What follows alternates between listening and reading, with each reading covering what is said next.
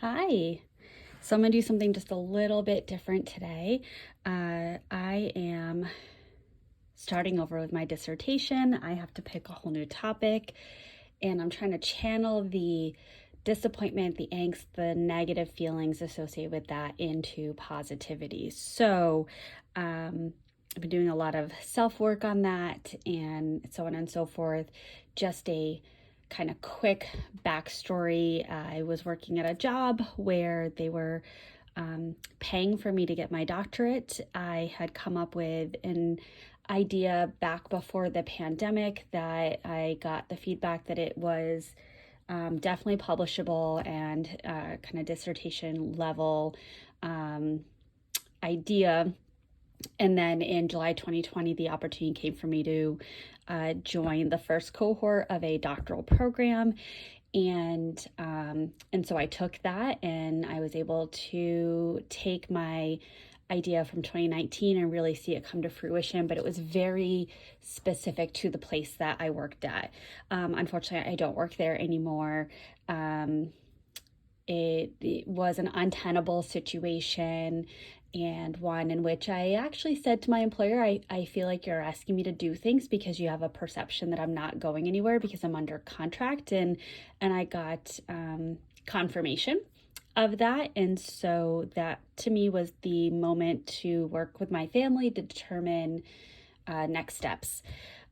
So I broke my contract. I paid all the tuition back. However, I've been unable to translate that research into my current job because the participant pool has not had stability, and I cannot continue to wait for stability and continue to be exceptionally anxious as the days tick by and I'm not making progress. So I met with my dissertation chair and the head of the program, and we decided I should start over. So that's what I'm going to do. And then coincidentally today, I got a formal invitation today in the mail to the Honor Society because I was able to maintain a 4.0 throughout all of my coursework.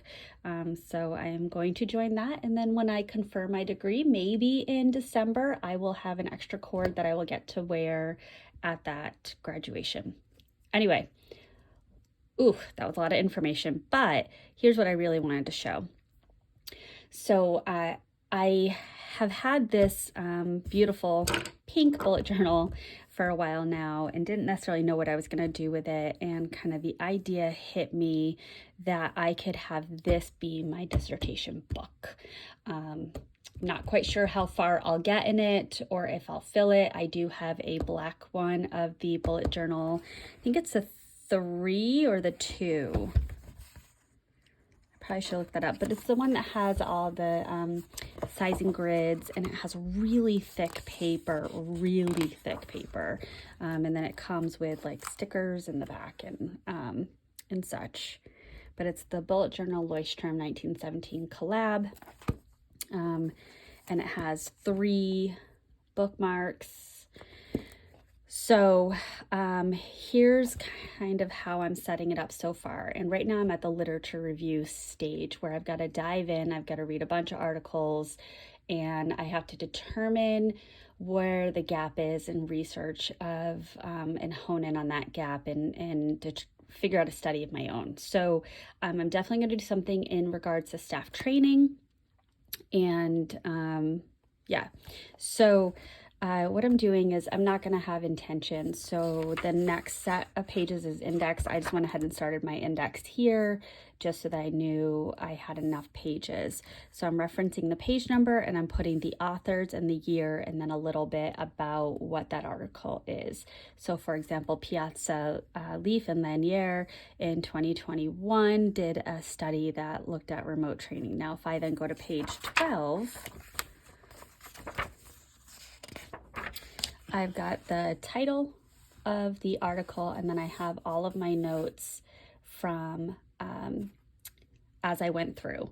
And so I certainly have some things from the introduction section, and then information on what the study entailed, as well as the results, and discussion. Now, the other thing that I did is as I went through my articles, I was able to note some articles that were referenced that I probably should go and read to enhance my knowledge in this area. So I actually, and I put a little checkbox. So today I was able to print out the Luna and Wrap from 2019 article. So I checked that off, and I now have that one right here ready to read. Now I still have, oh, and I also was able to get the Murano 2020 article, so I checked that off. And then I have a list of articles down here. Oh, I think I have the green article and the hardship article. Ooh, I forgot to, yay. Anyway, so I was able to make some moves on that. Now the other thing is it came with these stickers that have the month, and so I thought it would be nice to put that as a tab so I can see as I go through what I did month to month. We'll see, maybe. I do have a correction tape that matches pretty closely the Leuchtturm paper.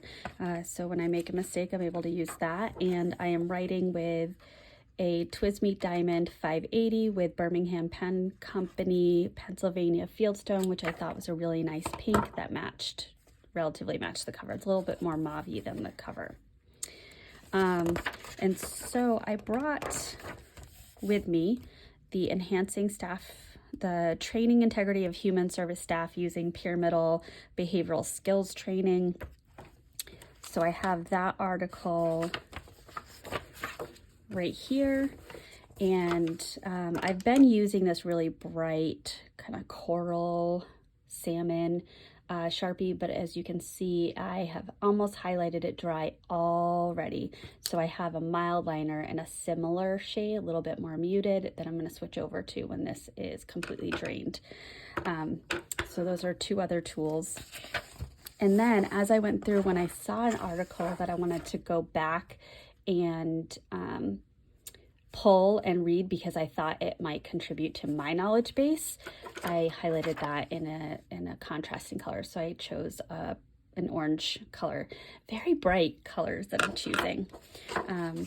So yeah, I went through and I read and I highlighted, and then I tried to summarize my highlights into notes within my book. And so the Enhancing Training Integrity is pages 17 through 21, and I get really confused about how thick the paper is, so I constantly double check because I think pages are stuck together. I'm just not used to it.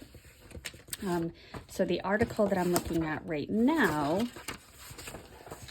is Scaling Up Behavioral Skills Training, Effectiveness of Large Scale and Multi-Skill Training. So looking at larger groups targeting multiple skills as opposed to individual or very small group and focusing on just one tiny skill. And what's really fun is there are authors that I've worked with in the past. Some of the references are actually my dissertation chair, and some of the other references are members of my dissertation committee. So yeah, I'm a nerd. I love my research, but I'm just about to get into the case demonstration on increasing the scale of behavioral skills training. So what I plan to do is read the section on method, which includes participants and setting, and pause here, write my notes, and then read this section on trainer qualifications, pause, write my notes, and continue that through as I make my way through the articles. And hopefully I'm able to read roughly one article today. Yesterday I was hoping to get through 5 of the 5 that I had prepared. One of them was not a good fit, so I didn't spend my time reading it, and then I got about 7 more today, so I've got my articles all ready to read for the week. So that is going to be my process for my dissertation research. So I hope that you enjoyed this video, and if you do, like this video, consider subscribing, and I will look at that data. And if this is one that gets a good number of views and likes and such, then perhaps I will continue to do these check-ins on my dissertation work. All right, thanks. Bye.